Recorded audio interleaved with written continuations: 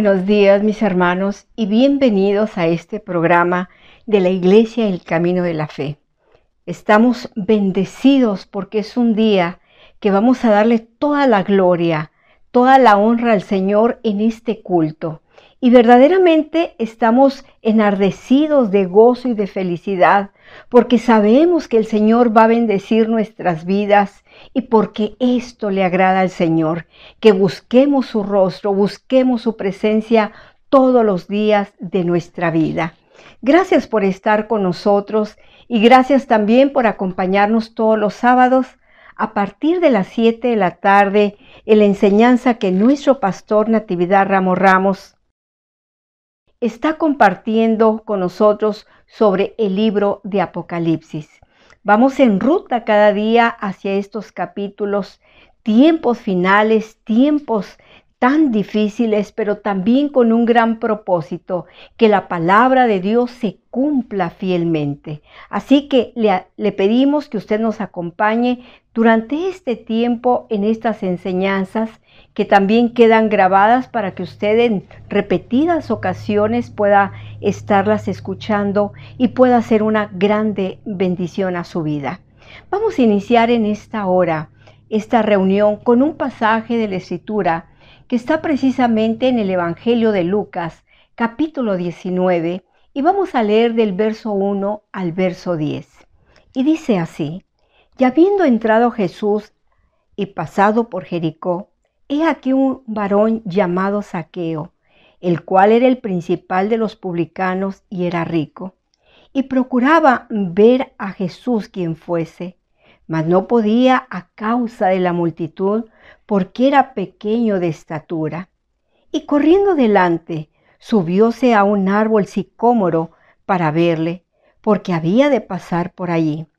Y como vino a aquel lugar Jesús, mirando, le vio y díjole: Zaqueo, date prisa, desciende, porque hoy es necesario que pose en tu casa. Entonces él descendió a prisa y le recibió gozoso. Y cuando vieron esto, todos murmuraban, diciendo que había entrado a posar con un hombre pecador. Entonces Zaqueo, puesto en pie, dijo al Señor: He aquí, Señor, la mitad de mis bienes doy a los pobres, y si en algo he defraudado a alguno, lo vuelvo con él 4 tantos.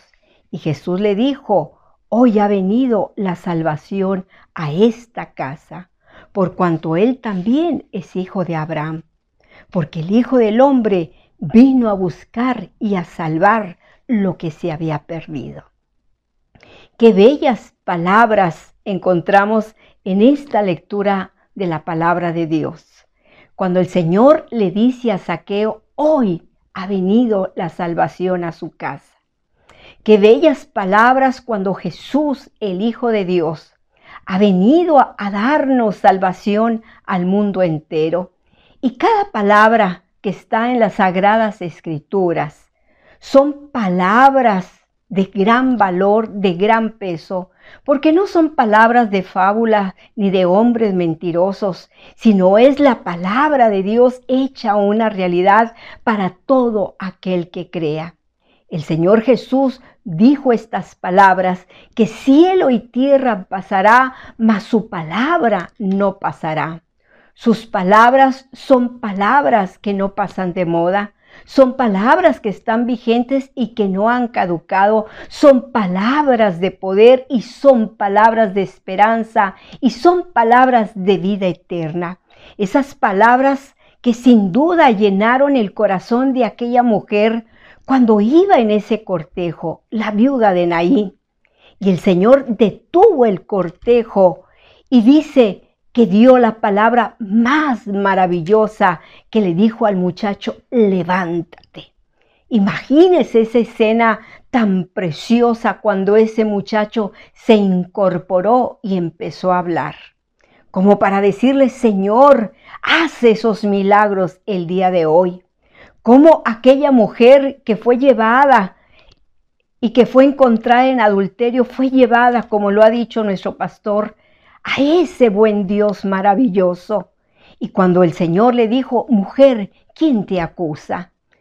Levántate, porque en realidad yo te digo que no peques más. Qué palabras tan maravillosas cuando el ladrón de la cruz le dijo, Señor, acuérdate de mí cuando vengas en tu reino. Y el Señor le dio las palabras más hermosas y le dijo, hoy estarás conmigo en el paraíso. Y esas bellas palabras de vida, mis hermanos, mis amigos, son para nosotros el día de hoy. Yo no sé cuántos problemas, cuántas necesidades, cuán grande sea su pecado, pero hoy el Señor le dice que es el día de salvación, porque el Señor ha llegado a nuestras vidas y a nuestras casas para darnos estas bellas palabras de vida. Es cierto que por Moisés vino la ley, pero por Jesucristo vino esa gracia abundante que el Señor dijo, porque el Hijo del Hombre vino a buscar y a salvar lo que se había perdido.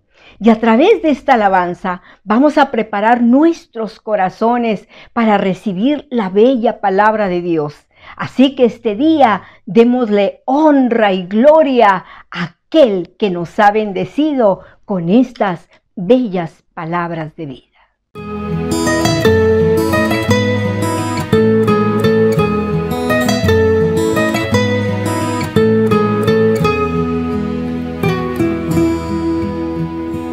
Oh, cantadmelas otra vez, bellas palabras de vida. Hay en ellas mi gozo y luz, bellas palabras de vida. Sí, de luz y vida, son sostén y guía. Qué bellas son, qué bellas son, bellas palabras de vida. Qué bellas son, qué bellas son, bellas palabras de vida.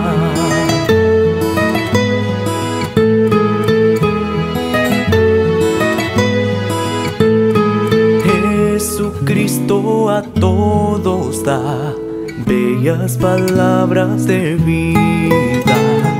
Él llamándote hoy está, bellas palabras de vida. Sí, de luz y vida, son sostén y guía. Qué bellas son, qué bellas son, bellas palabras de vida.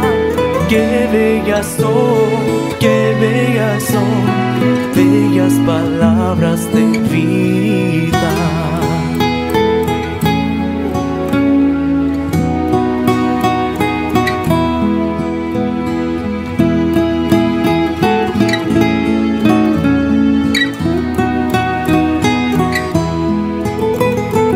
Sí, de luz y vida, son sostén y guía.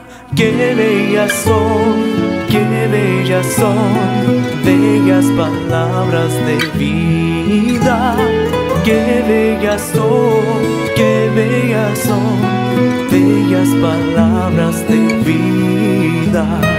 Bellas palabras de vida, bellas palabras de vida.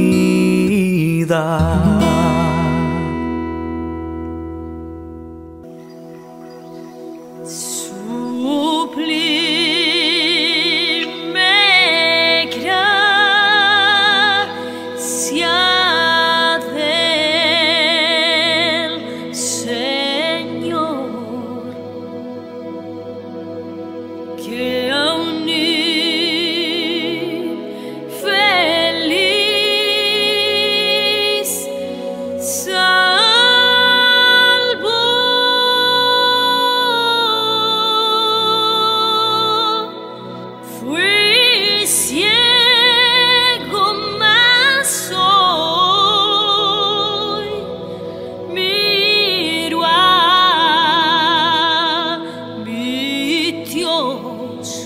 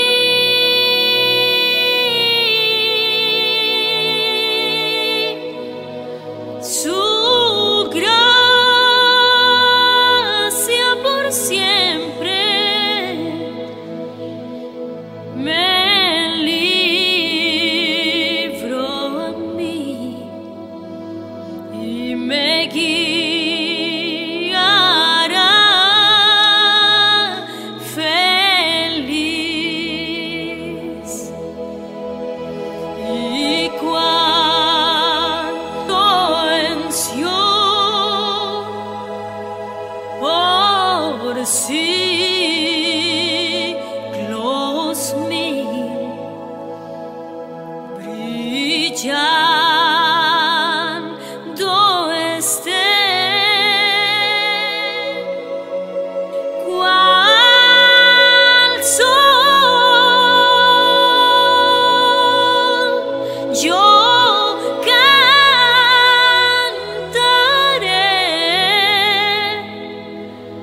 por siempre.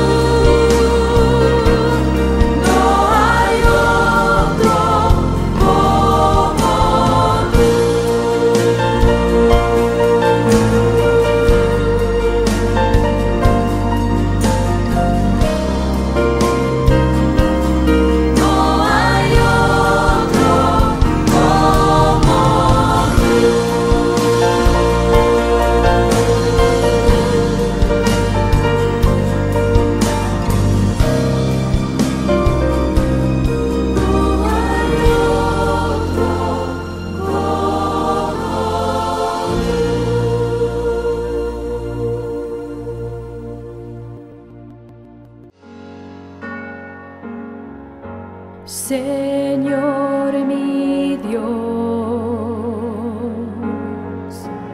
al contemplar los cielos,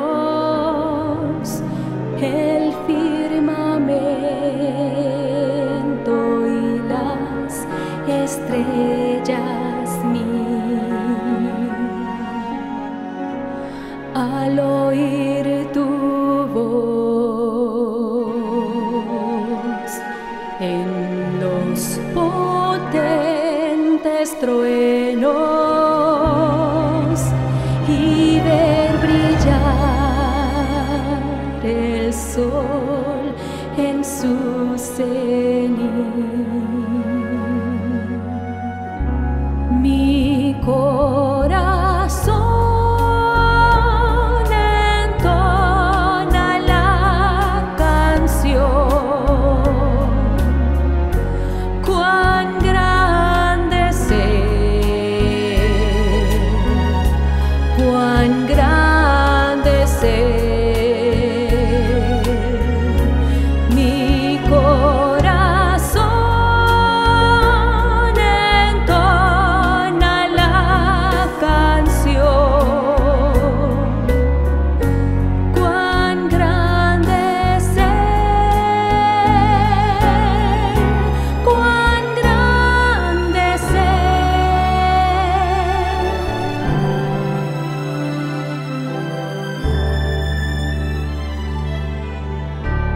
Al recorrer los montes y los valles y ver las bellas flores al pasar, al escuchar el canto de las aves y el murmurar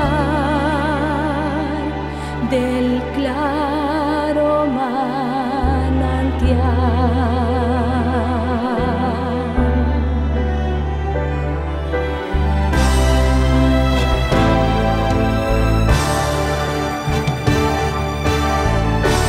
Cuando el Señor me llame a su presencia, al dulce hogar, al cielo de esplendor, le adoraré,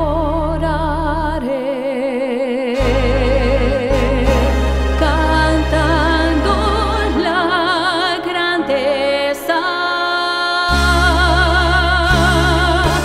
de su poder y su infinito amor.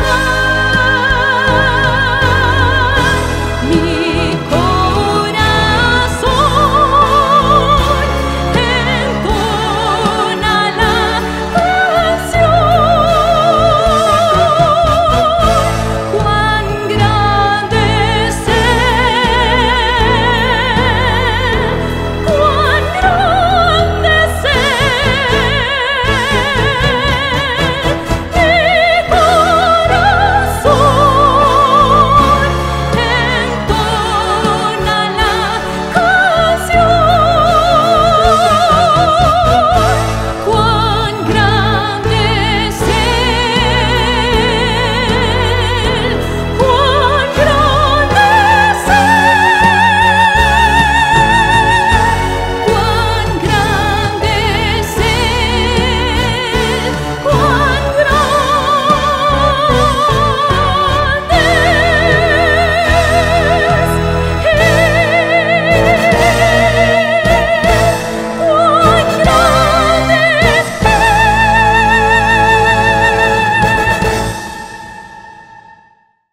Estamos felices, hermanos, felices porque no hay nadie como nuestro Salvador. No hay nadie que ha hecho grandes milagros y maravillas como Él. Por eso podemos decirle cuán grande es su nombre. Y en esta hora vamos a recibir a nuestro pastor Natividad Ramos para que él exponga estas bellas palabras de vida a través de la ruta ministerial de nuestro Señor Jesucristo. Que el Señor les bendiga. Mi hermano, por favor. Gracias, hermanos. Gracias al Señor por tantas historias de esos años en que Él estuvo entre nosotros. Historias que marcaron a la humanidad, a la raza humana. Verdaderamente, qué delicia oírle hablar. Si todavía que nosotros recordamos esto, nos sentimos llenos de gozo, pues cuánto más, ¿verdad? La gente que en su momento presenció, lo oyó, lo escuchó. Sin duda, fueron momentos de grande emoción. Y vamos a entrar a la escritura, al mensaje del día de hoy, que está en el Evangelio de Mateo, capítulo 9, versículo 14 al 17, que es una historia muy interesante, muy emotiva. Dice entonces los discípulos de Juan vienen a él. Ya Juan ya había sido muerto por parte de Herodes, diciendo, ¿por qué nosotros y los fariseos ayunamos muchas veces y tus discípulos no ayunan? Realmente le presentaron una queja y el título de este mensaje sería el día cuando los discípulos de Juan criticaron a Jesús. Y Jesús les dijo, ¿pueden los que son de bodas tener luto, entre tanto que el esposo está con ellos? Mas tendrán días cuando el esposo será quitado de ellos, y entonces ayunarán. Y nadie echa remiendo de paño recio en vestido viejo, porque tal remiendo tira del vestido y se hace peor la rotura. Ni echas vino nuevo en cueros viejos. De otra manera, los cueros se rompen y el vino se derrama y se pierden los cueros nuevos, y lo uno y lo nuevo se conserva juntamente. Es decir, si echas vino nuevo en cuero viejo, el cuero se va a romper, el vino se va a tirar, y estamos hablando de que fue una enseñanza de pérdidas. Padre, te rogamos, Señor, que nos bendigas este día y que la palabra sea de una grande bendición en nuestro corazón, de enseñanza, porque es una enseñanza preciosa. Por Cristo Jesús. Amén. Muy bien, mis hermanos, esta parábola que he leído nació de un reclamo que se le hizo al Señor Jesús por parte de los discípulos de Juan. Hechos que son narrados por Mateo. Y si usted puso cuidado en la versión que él da, se va a dar cuenta que los discípulos de Juan, al cuestionar a los discípulos de Jesús, estaban cuestionando al Señor Jesús, diciéndole que Juan les había enseñado que habían de ayunar, y que en cambio ellos no ayunaban. Y si no ayunaban, era evidentemente que porque el Señor Jesús no se los había enseñado. En estas palabras de los discípulos de Juan había dolo, mala intención, porque no mostraron hacia el Señor Jesús, mis hermanos, ni la más mínima reverencia. Reverencia que Juan había tenido con el Señor Jesús. Es que en realidad ellos tenían su propia versión, distinta a la versión que tenía Juan sobre Jesús. Y su versión de fondo sería: Juan es mejor que Jesús. Igual a decir, Jesús no es lo mejor, aunque Juan lo diga. Porque Juan había hablado de Jesús con gozo. Y por consecuencia le estarían diciendo: nosotros somos mejores discípulos que los tuyos. Aunque Lucas agregará un detalle, que los discípulos de Juan esta vez no fueron solos, sino que se asociaron con la escuela de los fariseos. Y Márquez dirá que los discípulos de Juan, haciendo equipo con ellos, aparecen como críticos del Señor Jesús. Pero la verdad es que de esa manera estaban exigiendo su propia incredulidad hacia la persona del Señor Jesús. Y no hay duda que muy bien dice la Escritura que no es de todos la fe. Y esto que estoy narrando es una lección muy interesante. Que no basta de ser discípulo de algún grande, ministerialmente hablando, tan grande como Juan, para tener una fe apropiada sobre la persona del Señor Jesús. Eso, hermanos, es lo mismo del que dice que cada quien debe tener su propia opinión. A lo que yo le llamo tener fe de opinión. Ellos estarían pensando propiamente de esta manera: sí, Juan dice esto de Jesús, Juan lo dice, pero nosotros pensamos diferente. Y estos discípulos de Juan mostraron que en su alma había una grave deficiencia de criterio.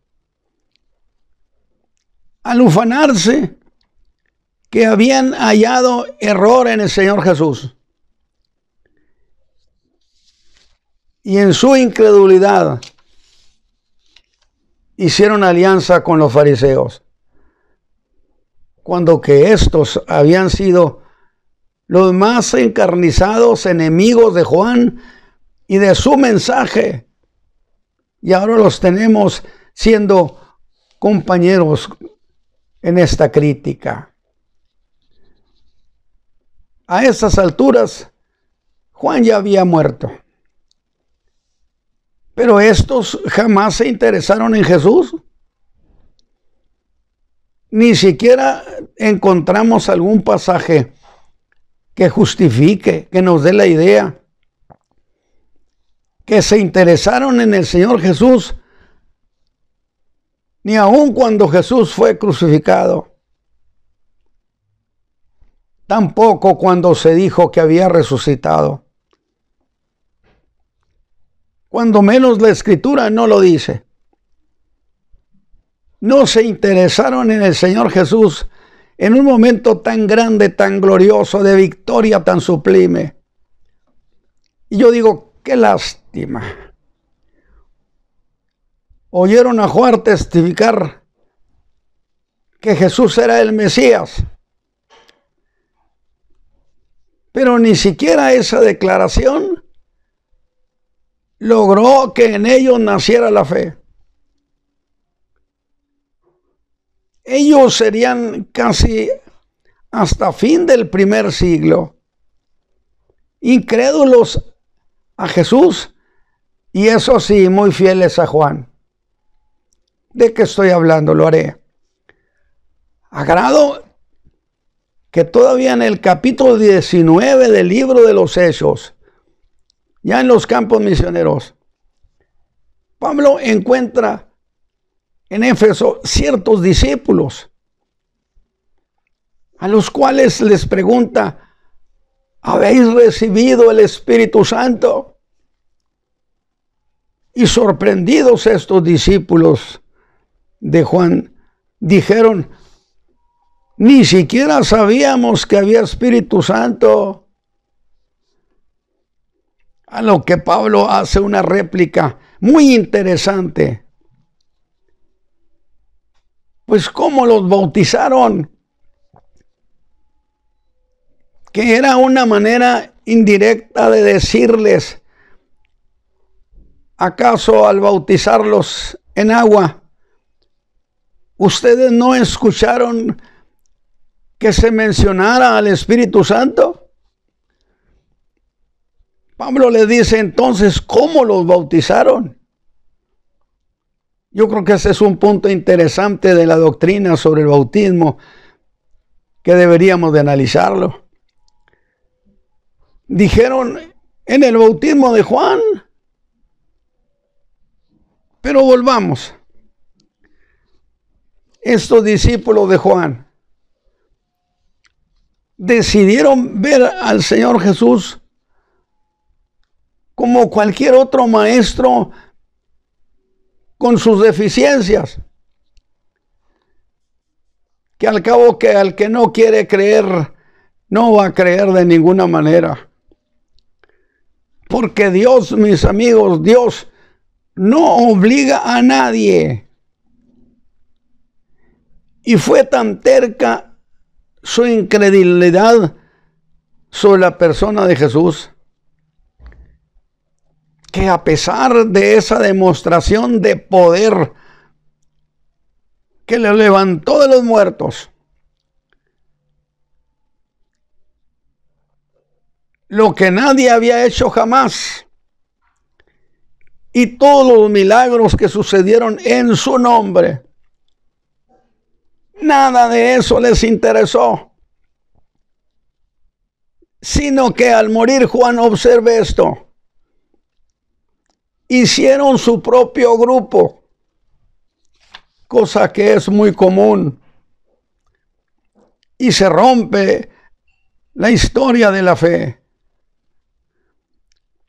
Y buscaron hacer discípulos para Juan, y por varias décadas continuaron con lo que llamarían el ministerio de Juan, que debo precisar con toda claridad. El ministerio de Juan era solo para Juan.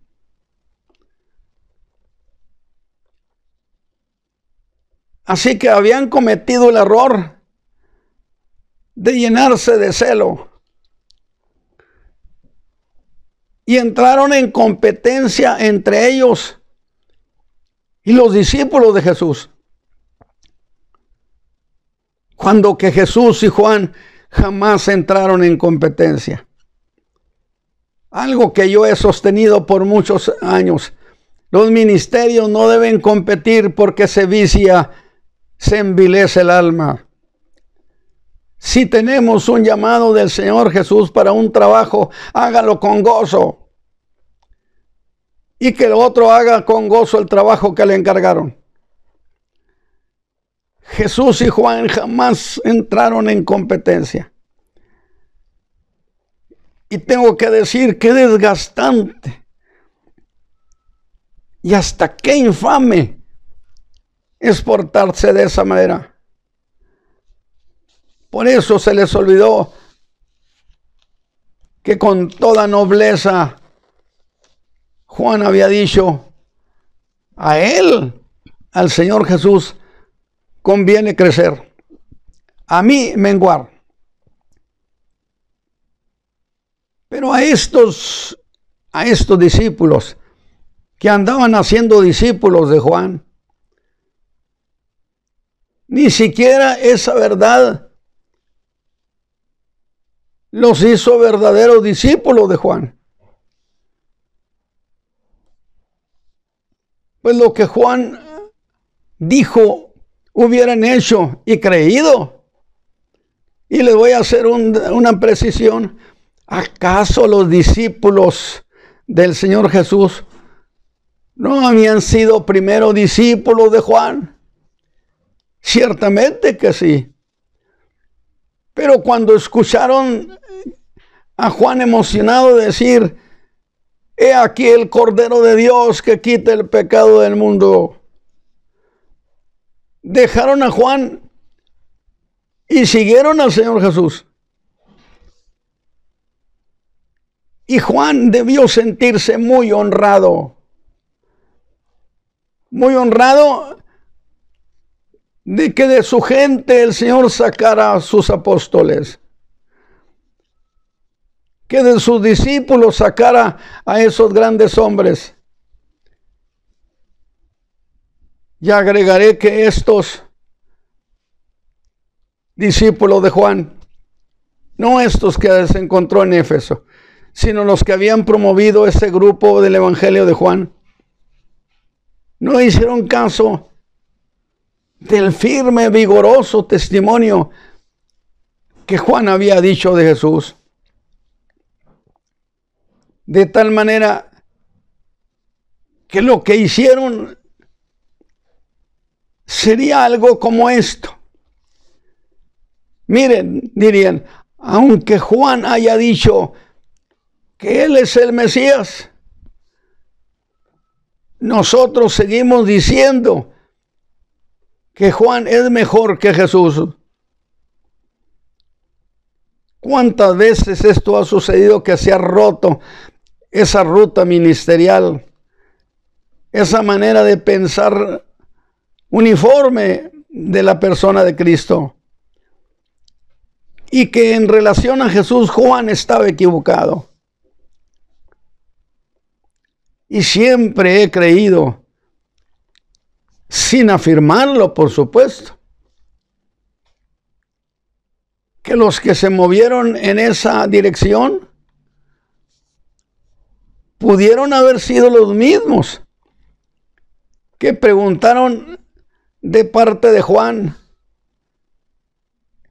dice Juan que si eres o que esperamos a otro. Ellos portaron esa pregunta y debieron hacer su propia conclusión sobre eso. Y hasta es creíble que hayan llegado a decir: nosotros estuvimos muy cerca de Juan, y ya en los últimos días de su vida Juan tenía dudas sobre la persona de Jesús, de que si era o no el Mesías. Dice Juan que si eres o esperamos a otro. Sería decir: yo estoy contento con lo que soy, en el cómo vivo, pero estamos a gusto sin Jesús. Y les dedicó el Señor una parábola. Parábola que sin duda podía llamarla como la llegada de los nuevos tiempos. Porque el Señor Jesús lleva a los hombres a un cambio de vida, a ser distinto. Y responde diciéndoles que cómo podían ayunar los que estaban de bodas. Un argumento, una pregunta muy lógica. ¿Cómo pueden ayunar los que están en las bodas? Sus discípulos estaban alegres y disfrutaban como se disfrutan las bodas. No las disfrutan ayunando. Pero que un día les dijo: sin duda en referencia a su muerte. El marido le sería quitado. El Señor estaba allí hablando de su muerte en la cruz del Calvario. Y entonces será cuando sus discípulos habrán de hacer lo que hacen los que están de luto. Jesús es el novio, está con ellos, y sus amigos se encuentran llenos de gozo. ¿Cómo iba a ser propio ayunar mientras estaba la boda? Esa idea del Señor Jesús, extraordinaria, significaba que no era tiempo para que ayunaran todavía. Mientras que los discípulos de Juan hicieron todo lo contrario a Juan. Y por consecuencia, distinto a Jesús. Y aquí es donde vamos a ir apretando el cerco. Bien dijo el Señor, que si le hubieran creído a Juan, le hubieran creído a él.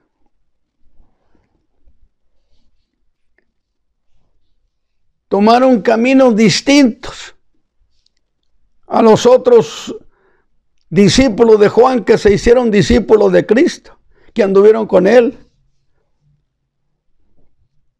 ¿Y qué pasó con estos? Con aquellos que se hicieron discípulos de Juan, ya no los encontramos en la historia. Pero los que se hicieron discípulos de Jesús, todavía los encontramos. ¿Qué pasó con ellos? Lo que tiene que pasar, escúcheme bien, con todos los que toman caminos distintos al Señor. Han desaparecido de la historia. Pero los discípulos de Juan, que siguieron a Jesús, mis hermanos, alégrese, están presentes todavía en la historia hasta el día de hoy. 2000 años después, y ellos están entre nosotros.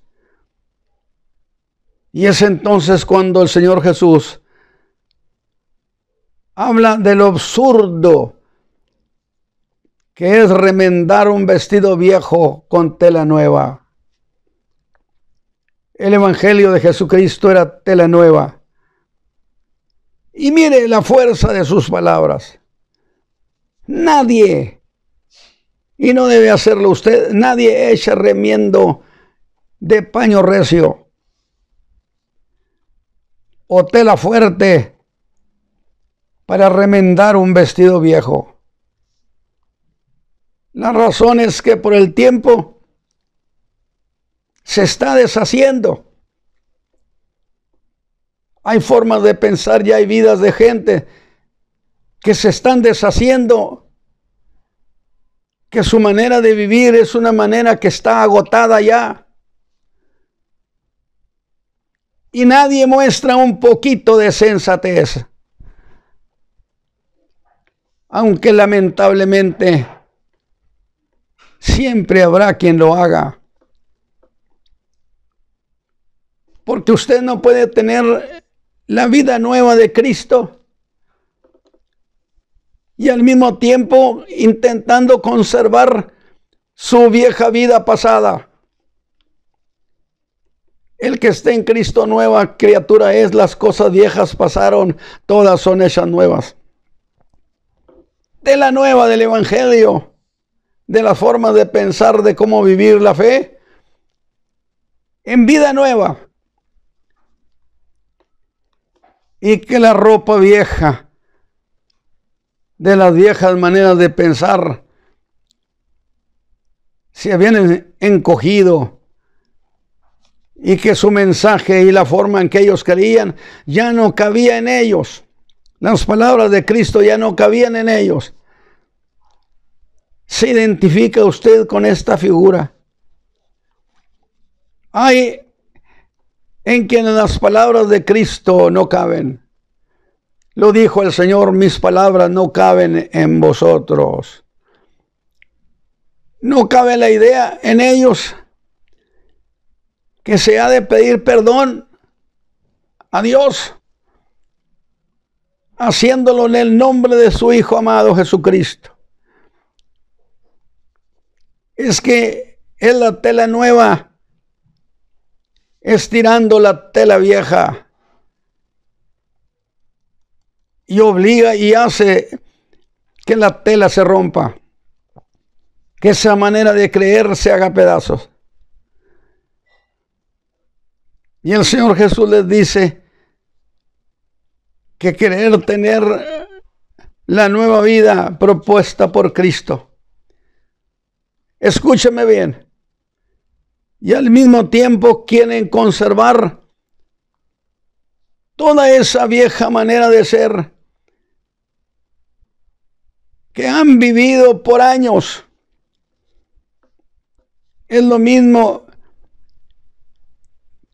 que poner tela nueva en paño viejo, porque va a estirar y se va a romper. El mensaje del Evangelio de Jesucristo debe asociarse, escúcheme bien, debe asociarse con una nueva vida, con haber sido salvo, con haber nacido de nuevo. Porque si usted comete el error de remendar ropa vieja, vieja manera de pensar, con paño nuevo, el Señor Jesús dijo que podían suceder dos cosas. Yo creo que usted está procesando esta idea. Véase a la luz de este mensaje. Y dijo el Señor Jesús que podían suceder dos cosas. Por un lado, que la ropa vieja se destruiría. Pero ¿qué pasaría con el pedazo de tela nueva? Que ésta no se rompería ciertamente, pero que también se habría de convertir en desperdicio. Evangelio de Jesucristo en su nueva manera de vivir y ser salvo. Que si usted quiere vivir como vivía antes, entonces todo el tiempo que ocupe será tiempo perdido.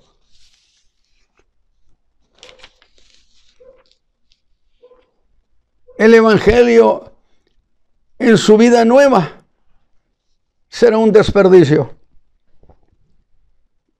Y yo quiero este día llamar la atención a sus personas, a ustedes.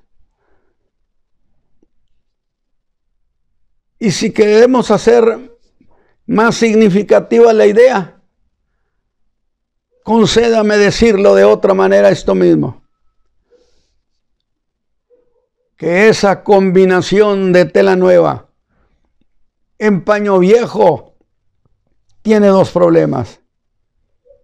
Tela nueva, el Evangelio de Jesucristo. Paño viejo, la vieja manera de pensar y vivir. Y tiene dos problemas. Una, que no armoniza. Tela nueva en tela vieja no hay armonía. Y otra cosa adicional es que tampoco tiene resistencia. No se empeñe pues usted, mi hermano, mi amigo, en mantener esa combinación absurda. Porque muchos de los que se dicen creyentes mantienen esa combinación absurda. Porque el Evangelio de Jesucristo en realidad no armoniza con ellos. No armoniza tener ese Evangelio y viviendo en el pecado. No armoniza ni siquiera en el cómo hablan. Pues si quieren disfrutar las delicias y promesas del Evangelio sin dejar su vida de pecado, es un absurdo que sostengan que ellos están en Cristo. Pero como a los de Galilea, cuando alguien dice que es salvo, que el Señor cambió su vida, que es un creyente, óigalos hablar, óigalos comentar. Y será con ellos como sucedió con los galileos, que les dijeron: el hablar de ustedes los delata. Que el hablar de ustedes sea el hablar de creyentes. El hablar de gente que ha sido transformada por Cristo Jesús. Reciba este evangelio. Y dígale al Señor Jesucristo esta mañana que los haga una nueva criatura, en el cual ustedes se pueden desarrollar. Dígale: quiero desarrollarme en la fe y dar fruto hasta en mis palabras. Porque no se pueden mezclar formas de pensar que están obsoletas. No se pueden mezclar con la fuerza de la nueva vida en Cristo.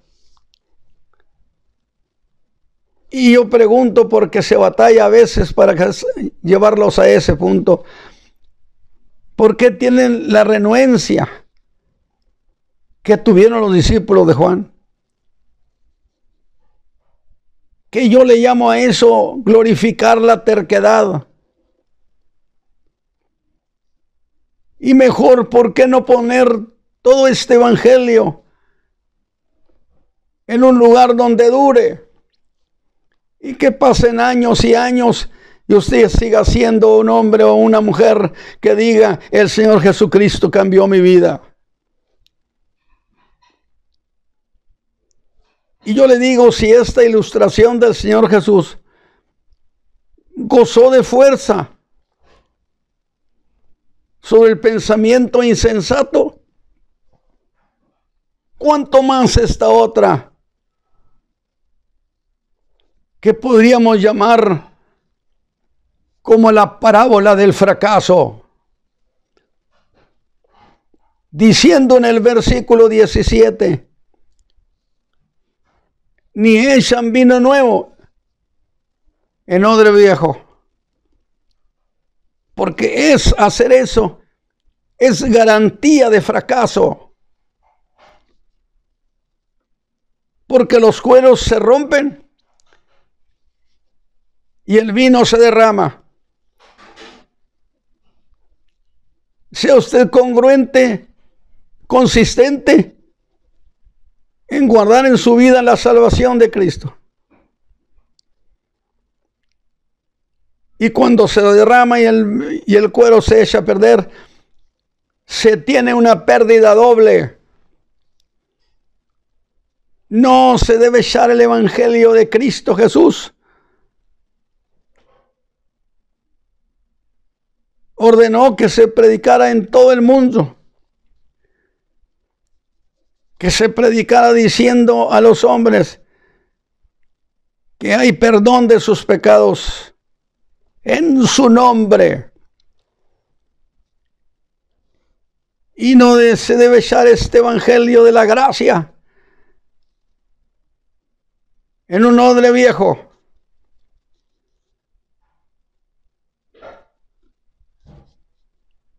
Donde se tiene como gran importancia el arrepentimiento y la fe formal en la persona de Cristo Jesús. En exclusiva. Y en base a esa fe en Cristo, el Espíritu Santo siempre engendra una nueva criatura. mis hermanos, mis amigos, a eso se le llama el nuevo nacimiento. Y cuando eso ha sucedido, usted ha experimentado el empezar una nueva vida. Si se echa el vino nuevo en ese odre de cuero viejo, al principio puede llegar a parecer como que todo está bien. Y usted puede decir, estamos viviendo una maravilla. Pero luego el vino nuevo fermenta. La palabra de Cristo Jesús fermenta, expande. Y ese pobre odre viejo